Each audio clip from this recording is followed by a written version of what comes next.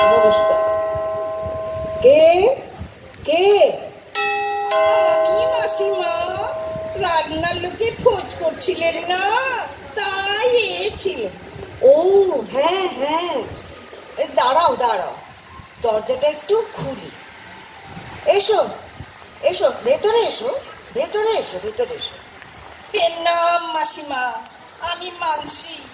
আমাকে কিন্তু রান্নার মাসির লোক বললে চলবে না, বলতে হবে মানসি।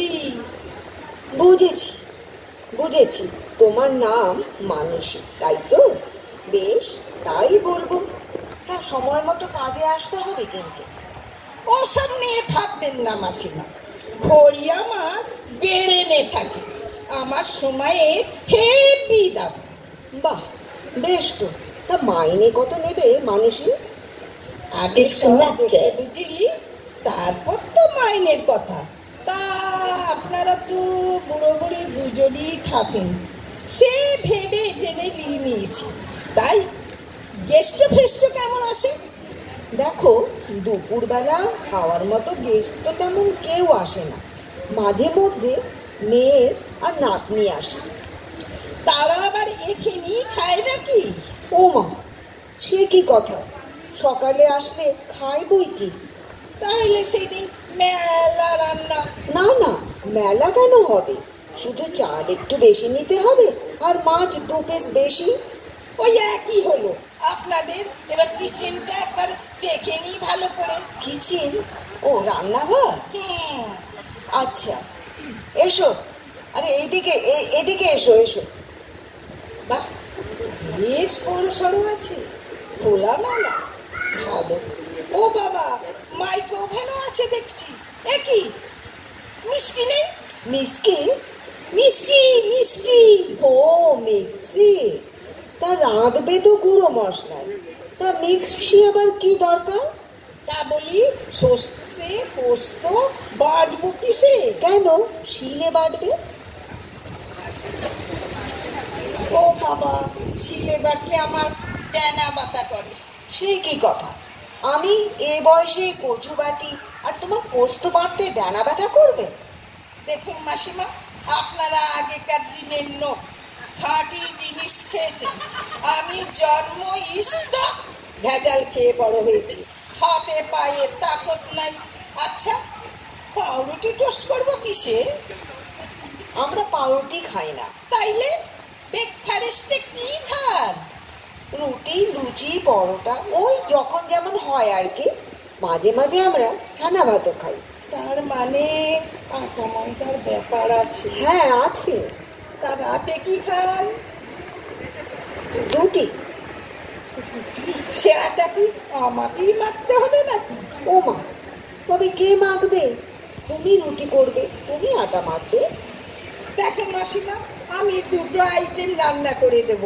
ভাতটা আমি আইটেমের মধ্যে ধরছি নে, ওটা তো আমাকে করতেই হবে।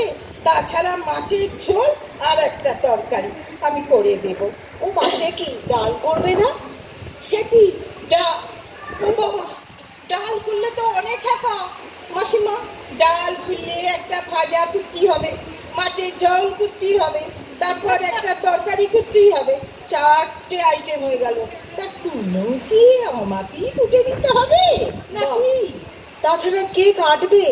তোমাকে আমি রান্নার জন্য রাখবো, তুমি রান্না করবে, তা কুটনো তো তোমাকেই কাটতে হবে। তাইলে তো 3 বেলা দুজনের তরকারির খাবার মানে অনেকটাই পূর্ণ করতে হবে। 3 বেলা খাবার তরকারি মানে ভাতের সঙ্গে মোচা, থোড়, কচুর লতি এসব হবে। তাই দিয়ে কি রুটি লুচি খাওয়া যায় নাকি? ওই দেখো, আবার একটা আইটেম বেড়ে গেছে। একটা নয়, দুটো। আমরা রোজ উচ্ছেরও একটা আইটেম খাই। কেন, সুগার আছে নাকি? না, তা নেই, তবে বয়স বেড়েছে তো খেতে ভালো লাগে, তাই খাই। তবে শোনো, আমার 5,000 টাকা মাইনে লাগবে। হ্যাঁ? হ্যাঁ, এছাড়া পুজোতে ওই টাকা বোনাস দেবে। তাছাড়া বছরে বছরে 250 টাকা ইনক্রিমেন্ট। কি বলছো?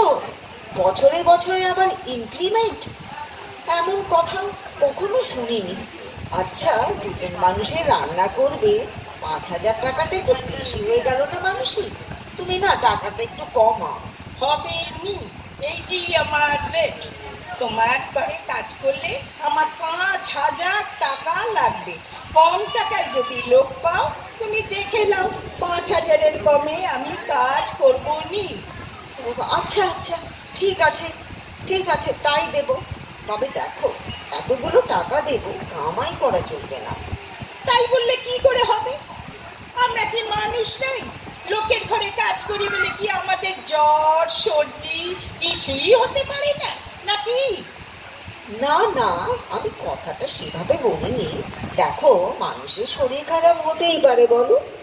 আমি বলতে চাইছি, এই হঠাৎ হঠাৎ দুম করে কামাই করা, এখানে যাওয়া ওখানে আসা, এসব করে কামাই করার কথা বলতে চাইছি আর কি।